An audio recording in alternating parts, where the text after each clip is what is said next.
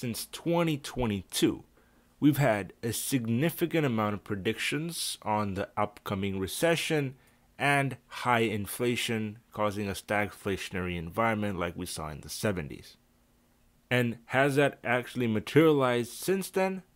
Absolutely not.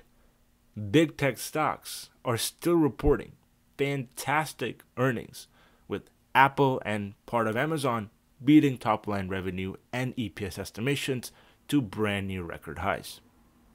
Despite that, folks, today markets have completely collapsed to start off the first trading day of August, which is historically one of the worst months of the entire year.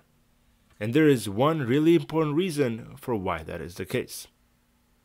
No, folks, it's not interest rates, it's not the housing market, and it's not inflation. What it actually is a small and little known indicator called SAM that is impending on the collapse of the US economy.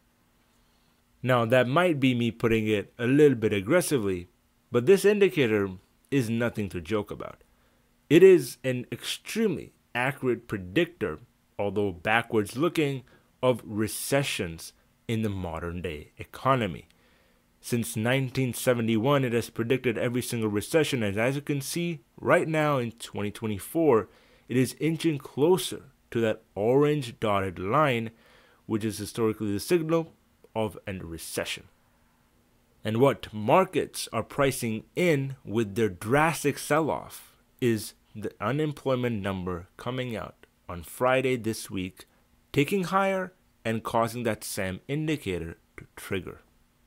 Because as we can clearly see, job openings have collapsed and the influx of immigration and workers has caused a significant hardship for new employment.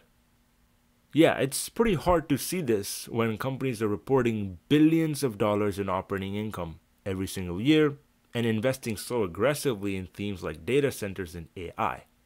But that's the reality for the market right now because productivity is so high. Big names like Intel are cutting their dividend for the first time in a very long time and causing more than 10,000 jobs to be laid off.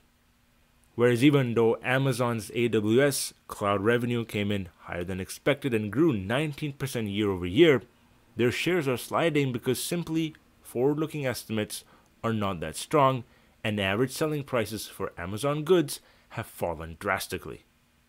What all these mixed reports for earnings are telling us is that although we're not going to go into an economic crisis, we might already be in a sort of recession. And now it's the job of the Federal Reserve to moderate the severity of this recession. And the best way to do this is by controlling the Fed funds rate, which, by the way, many other global economies have already started reducing in the midst of this economic turmoil. The Fed's inflation gauge for PCE is almost at their target, whereas the New York Fed already sees it at 2.06%, and CPI itself is already starting to fall drastically, although slower than expected. And although inflation coming down is a great thing for markets and the Federal Reserve, it signals and is always accompanied by slower growth, which is the whole point of disinflation. And as you can see by this chart representing the ISM Manufacturing Index, clearly that reading has started to tick even lower, signaling a quicker decline of inflationary pressures. Every time this index is below 50 means there's a decline in manufacturing output by industries in the United States. And although this isn't the number one indicator of GDP going down because it only accounts for around 10% of it, it is still a very strong indicator for the Fed to start cutting rates. And what's really interesting here is the fact that markets are with this thesis. Yields, like the 10-year, are falling and have fallen below 4% for the first time since February. This is an estimation of where the Fed funds rate will be in 10 years, and it going down correlates with markets pricing in rate cuts in September and in November.